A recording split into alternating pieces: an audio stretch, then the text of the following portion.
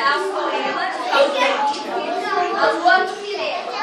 Então, todas estão prontas? Sim! 1, 2, 3, começa todo mundo junto, tá bom? 1, 2, 3, tá.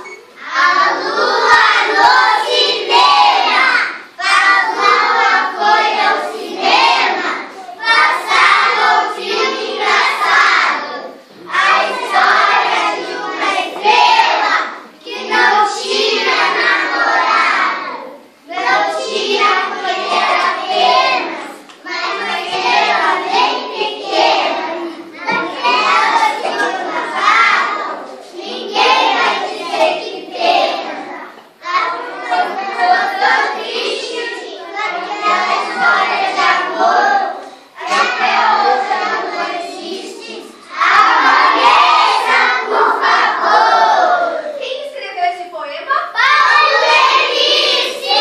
O Emanuel está representando Paulo Leminski hoje, né? E onde foi que o Paulo Leminski nasceu?